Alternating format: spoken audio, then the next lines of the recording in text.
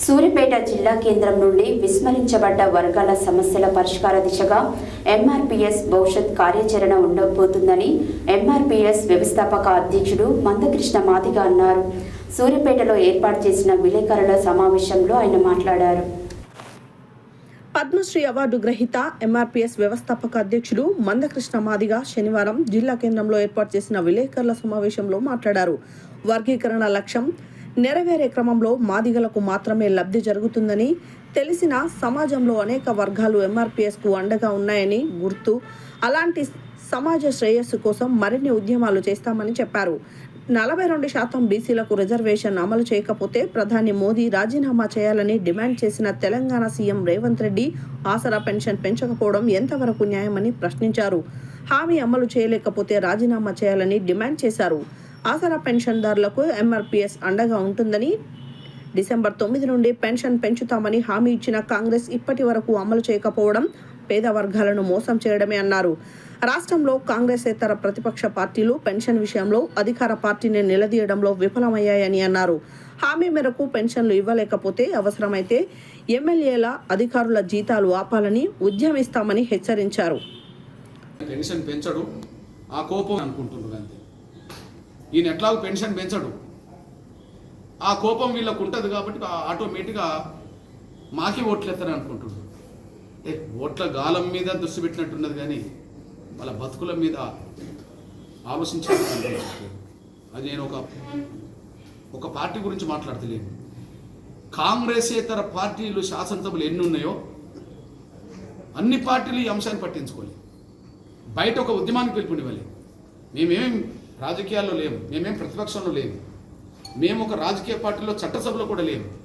కానీ అయినప్పటికీ గతంలో పెన్షన్ల కోసం పోరాటం చేసింది ఎంఆర్పీసీ కనుక మళ్ళీ ఎంఆర్పీసీ రోడ్డు మీదకి వచ్చేంతవరకు పరిష్కారం కావట్లేదు అనే విషయం అర్థమవుతుంది. కాబట్టి మొట్టమొదటిగా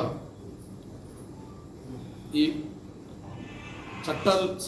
చట్టసభలకు సంబంధించిన విషయంలో వర్గీకరణ మీద చట్టాలు వచ్చిన వెంటనే మా రాష్ట్ర కమిటీ అన్ని విభాగాల రాష్ట్ర కమిటీ కూర్చుంటుంది. భవిష్యత్తులో సీరియస్గా ఇచ్చిన హామీని నిలబెట్టుకుంటావా, రాజీనామా చేస్తావా తేల్చాలి అంతే. ఒక నెలలోనే అమలు చేస్తామన్నవాడు ఒక 16 నెలలు గడిచిన అమలు చేయకపోతే మోసం చేసినట్టు కాదా? మొన్న ఒక మాట అన్నాడు, ఢిల్లీకి వెళ్ళి 42% రిజర్వేషన్లు పెంచకపోతే మోడీ రాజీనామా చేయమని డిమాండ్ చేశాడు. 42% బీసీలకు రిజర్వేషన్ పెంచకపోతే రాజీనామా చేయమని డిమాండ్ చేశాడు. ఓకే, అక్కడ పెంచకపోతే రాజీనామా చేయమన్నది కరెక్ట్ అవుతే మరి పెన్షన్ అని అమలు చేయకపోవడం నీది మోసం కాదా? నువ్వు రాజీనామా చేయాలట. ఖచ్చితంగా నువ్వు రాజీనామా చేస్తావా, పెన్షన్లు పెంచి అమలు చేస్తావా అనేదే మా టార్గెట్. రేపు దాన్ని ఖచ్చితంగా సీరియస్గానే తీసుకుంటాం, వదలం. ఎందుకంటే 16 నెలలు గడిచినా దానికి పరిష్కారం దొరకకున్నది. ఖచ్చితంగా రాష్ట్ర కమిటీ సమావేశం జరుపుతాం. తెలుగు రాష్ట్రాల్లో చట్టం వచ్చిన వెంటనే ఇంకో వారం 10 రోజులు వస్తుందని భావించుకుంటున్నాం. తెలుగు రాష్ట్రాల చట్టం వచ్చిన వెంటనే 45 లక్షలకు పైగా ఉండబడే ఆసరా పెన్షన్దారులకు ఎంఆర్పీఎస్ ఆసరా అవుతుంది, ఎంఆర్పీఎస్ భరోసా అవుతుంది, ఎంఆర్పీఎస్ అండగా నిలబడుతుంది, వాళ్ళని యుద్ధంలో నిలబెడుతుంది, వాళ్ళ తరఫున యుద్ధం చేస్తారు. అతి త్వరలో కార్యాచరణ రూపొందిస్తాం. అదే సమయంలో భవిష్యత్తు కార్యాచరణ కట్టుకు వచ్చేటప్పటికి తెలంగాణలో, ఆంధ్రప్రదేశ్లో, దేశంలో ఎలాంటి పాత్ర పోషించాలి అనే విషయం మేము అంతర్గతంగా చర్చించుకుంటున్నాం. ఎస్సీ వర్గీకరణ అంశం ఒక పరిష్కారం అయిపోతున్న దశలో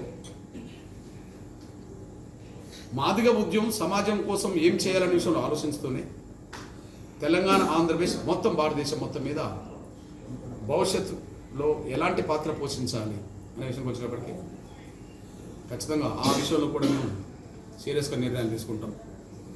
నాకు తెలిసి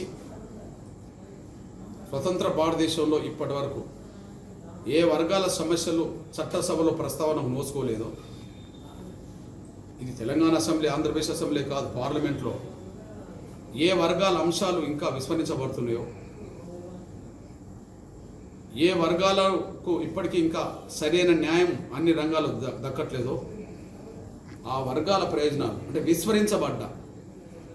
విస్మరించబడ్డ వర్గాల ప్రయోజనాలు ఎజెండాగా భవిష్యత్తులో తెలంగాణలో పేద వర్గాలందరినీ కలుపుకునే దిశగా ఎస్సీ ఎస్టీ బీసీ మైనారిటీ అగ్రకులాల పేదలతో పాటు నా వికలాంగుల సమాజంతో పాటు భవిష్యత్తులో ఏ వర్గాలు తమ హక్కులు ఇంతవరకు కోల్పోంటూ వచ్చారో ఆ వర్గాల ప్రయోజనాలను దృష్టి పెట్టుకొని భవిష్యత్తులో నిర్ణయాలు తీసుకుంటాం. అయితే ఆ నిర్ణయాలు తీసుకునే ముందు ఒక ఆలోచనకు వచ్చాం. ఆర్ఎస్ఎస్ నుంచి మొదలుకుంటే కమ్యూనిస్టుల వరకు, ఆర్ఎస్ఎస్ నుంచి మొదలుకుంటే కమ్యూనిస్టుల వరకు ఈ భారతదేశానికి ఎలాంటి ప్రయోజనాలు చేకూర్చే విధంగా విధానాలు ఉండాలి. ఆర్ఎస్ఎస్ విధానాలు దేశానికి ఎంత మేలు చేస్తున్నాయి, కమ్యూనిస్టుల విధానాలు ఎంత మేలు చేసినాయి, బీఆర్ఎస్ విధానాలు ఎంత మేలు చేసినాయి, కాంగ్రెస్ విధానాలు ఎంత మేలు చేసినాయి. ఇన్ని దృక్పథాలు ఉన్నా కూడా ఇంకా పేదరికం ఎందుకు మిగిలిపోయింది.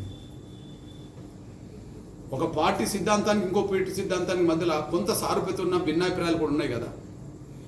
అయినప్పటికీ ఈ దేశంలో ఎన్నో పార్టీలు చట్టసభలు ప్రాతినిధ్యం వహిస్తున్నాయి. ఈ రాష్ట్రంలో ఎన్నో పార్టీలు చట్టసభలు ప్రాతినిధ్యం వహిస్తున్నాయి.